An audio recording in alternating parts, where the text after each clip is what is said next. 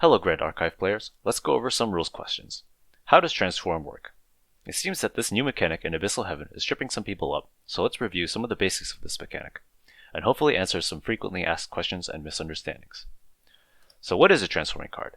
Some cards have two faces, a front side and a back side, and can transform to the back side during gameplay. Most of the time, this will cause the properties and abilities of the card to change, such as its card types and abilities. You can tell which face you're looking at by looking for this arrow on the bottom left of the card. The upward facing arrow means face up, while the downward facing one indicates a transformed backside. Transformed cards will also have this downward arrow in the cost bubble. Firstly, the front side of the card is the only one that can be played. The backside can only be accessed through transforming. If you activate Fate Stone of Revelations, it will always enter the field as the front side, and never as Young Wyrmling. And sorry, but you cannot play Lu Bu Wrath Incarnate, even though she has a memory cost and champion type.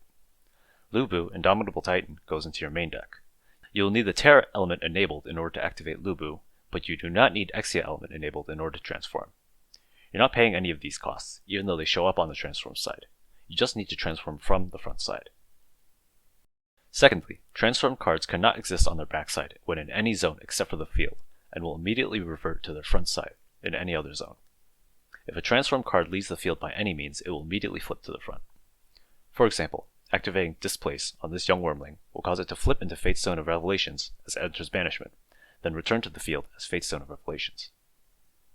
If Young Wyrmling was returned to memory by Dream Fairy's on-enter effect, it will enter memory as Fate Stone of Revelations.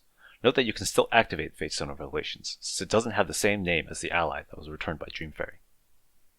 Thirdly, this is related to the previous point.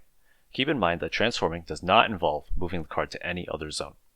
This means that transforming an object does not cause it to leave the field, nor does it cause the backside to enter the field, and any abilities looking for those events will not trigger. Transforming an object will keep all counters, states, and effects that were acting on it. For example, if you rest Craggy Fatestone in order to transform it, it will remain rested as it transforms. If it had any counters such as buff or wither counters, those will remain. If you also controlled a wild growth feline, it would not trigger, since an animal had not entered the field.